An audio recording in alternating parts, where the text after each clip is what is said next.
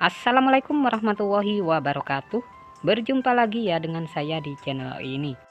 Nah, pada kesempatan kali ini saya akan memberikan informasi terkait jadwal pencairan bantuan PKH tahap 6 alokasi November dan Desember. Lalu kira-kira kapan dan tanggal berapa cairnya?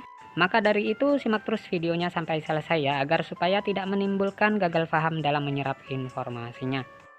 Nah, terkait jadwal pencairan bantuan PKH tahap 6 di tahun 2024 ini akan kembali dicairkan di bulan Desember tahun 2024.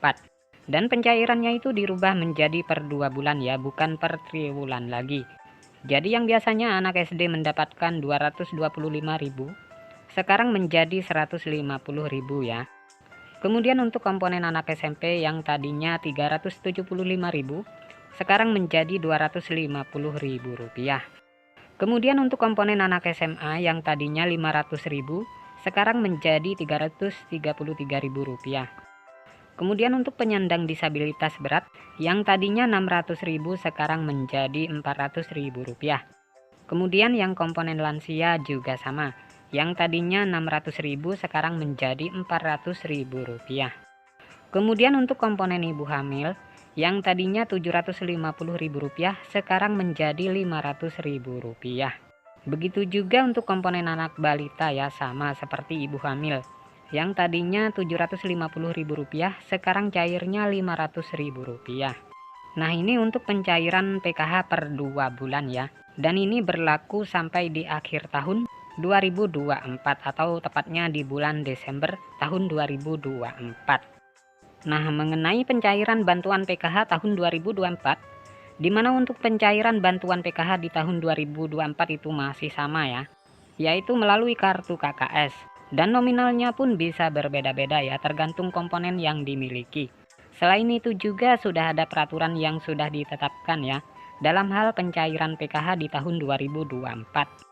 Jadi untuk bantuan PKH itu adalah bantuan bersyarat ya, jadi harus memiliki komponen PKH seperti anak balita, kemudian anak sekolah SD, anak sekolah SMP, anak sekolah SMA, kemudian penyandang disabilitas, dan juga komponen PKH lansia, serta komponen ibu hamil ya. Jadi itu adalah komponen PKH ya.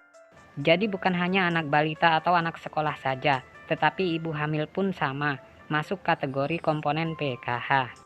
Kemudian penyandang disabilitas dan para lansia juga ya. Kemudian dari ketujuh komponen bantuan PKH tersebut, ada 13 kriteria yang menentukan bantuan PKH-nya bisa cair. Yang pertama, peraturannya itu kalian harus terdaftar di dalam DTKS. Jadi mulai dari anak balita, anak SD, ibu hamil, kemudian anak SMP, anak SMA, penyandang disabilitas dan lansia tersebut harus masuk di dalam DTKS dan aktif sebagai penerima bantuan PKH. Kemudian peraturan yang kedua, di dalam keluarga maksimal hanya 4 komponen saja. Selanjutnya yang ketiga, prioritas bantuan PKH yang memiliki komponen datanya itu harus aktif dan padan antara di DTKS dengan Dukcapil ya. Selanjutnya yang kelima, jika kalian terdaftar sebagai penerima bantuan PKH anak sekolah, baik itu SD, SMP maupun SMA, datanya harus terdaftar di aplikasi Dapodik sekolah masing-masing. Dan datanya padan dengan DTKS ya, jadi tidak boleh ada perbedaan. Kemudian peraturan yang keenam, untuk komponen PKH balita. Nah, yang disebut komponen PKH balita itu adalah hingga anak yang kedua saja ya. Kemudian selanjutnya, komponen anak balita umurnya itu adalah sekitar 0 sampai 6 tahun.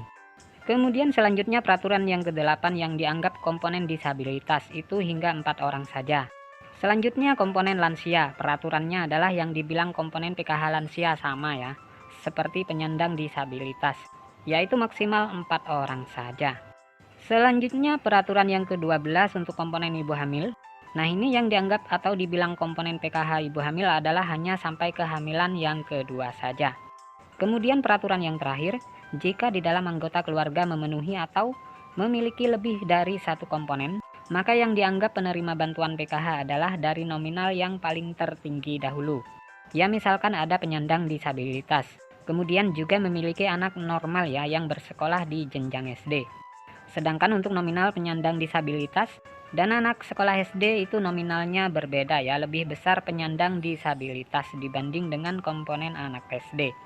maka yang masuk komponen PKH adalah komponen disabilitas yang didahulukan. Nah, jadi sudah jelas ya, itu adalah peraturan bantuan PKH di tahun 2024. Sementara untuk tanggal waktu pastinya pencairannya akan dimulai kapan, kita tunggu informasi selanjutnya. Nah, sekian dulu informasi ini, semoga bermanfaat. Assalamualaikum warahmatullahi wabarakatuh.